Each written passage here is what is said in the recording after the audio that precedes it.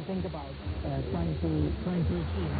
It's very unlikely, that those kind of things happen, but we are very proud that it happened, and in general, of course, very proud of what the team has done here today, and the whole year so far has been pretty incredible. But also here a month, I think, is pretty special. Verstappen's 12th victory of 2023 sees him inch ever closer to his third World Championship title, and the Dutchman now has 364 points. And that's the news. I'm Tian Yu.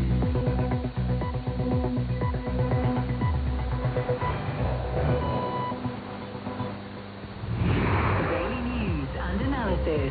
We keep you informed and inspired. This is World Today. Hello and welcome to World Today. I'm Diane. A landmark science and technology agreement between the U.S. and China has narrowly escaped termination. Rather than renewing it for another 5-year period, the Biden administration made a last-minute decision to extend it for 6 months, saying this will allow Washington to undertake negotiations to amend and strengthen the terms. Signed in 1979 by U.S. President Jimmy Carter and Chinese leader Deng Xiaoping, the U.S.-China Science and Technology Cooperation Agreement was the first bilateral accord after the two countries normalized relations. For too long, our two peoples were cut off from one another. Now we share the prospect of a fresh flow of commerce, ideas, and people, which will benefit both our countries. 中美关系正处在一个新的起点，世界形势有着经历过新的转折。Sino-U.S. relations has reached a new beginning, and the world situation is at a new turning point. China and the United States are great countries, and the Chinese and American peoples are great peoples. Friendly cooperation between our two peoples is bound to exert a positive and far-reaching influence on the way the world situation evolves. Fast forward 44 years, the landscape has transformed considerably. China has emerged as a leading force in scientific research, and U.S. lawmakers argue the scientific and technological collaboration could advance China's military capacity.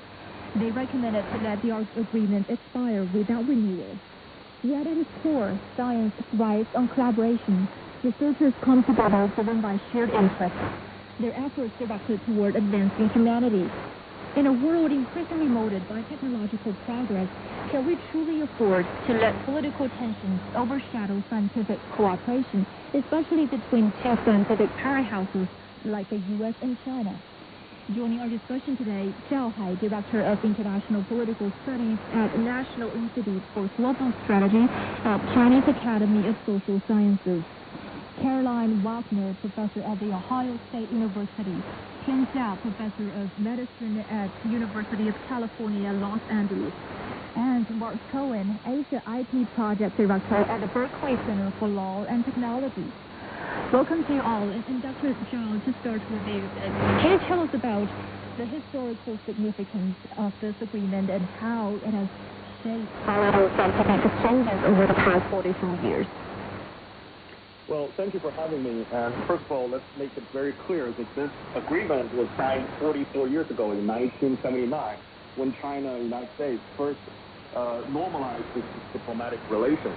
And this was an umbrella agreement, meaning that this agreement does not involve direct funding or specific sector of scientific cooperation. But it enabled two sides to cooperate on scientific and technological issues. And over the years, China and the United States has been cooperating, and particularly in the 21st century, the two countries, with the rise of China in scientific technology capability, that two sides are more equal as partners. And most recently, their publications for each other have been top of the world. And therefore, this agreement is not only mutually beneficial for both countries, but actually beneficial to the world, because it's contributing to basic science and improving the scientific environment throughout the world. Yes, indeed. And Dr. Zhao, are political agreements like this a necessary prerequisite for international scientific collaboration? And can scientists still work together without this agreement? Well, actually, scientists can work with each other individually and through bilateral institutional cooperation. However, that needs to go like individual agency or individual program. However, without this overall umbrella backing and enabling them, there will be more difficulties and more problems involved. And this particular agreement is renewed every 5 years. And throughout the years, in the past 4 decades, the renewal has not met any problems, even though there were some problems before, but it's all been ironed out by two sides. So that means that this particular agreement is actually very valuable for both sides. And even with political difficulties previously, both sides can still overcome that and continue to carry out the scientific and technology cooperation. Yeah, and Professor Xia, it's been 44 years since the agreement was signed. But what's the state of science cooperation between the U.S. and China right now in 2023? And can you share some of your personal experience? Yeah, the plenty of collaborations between the U.S. and China, in the scientific field. In my field, it's medicine.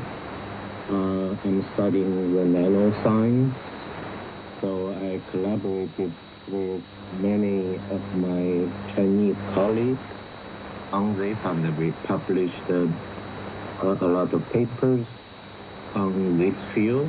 So in my personal experience, we have a lot of this exchange of ideas freely, and we support each other in the project. So that is very fruitful, in contributing the advance of sciences. That's what of my personal experiences. We know that when the agreement was signed in 1979, science was viewed as a low-contact area. But how has this perception shifted over time, and what factors have contributed to this change? Oh, yeah.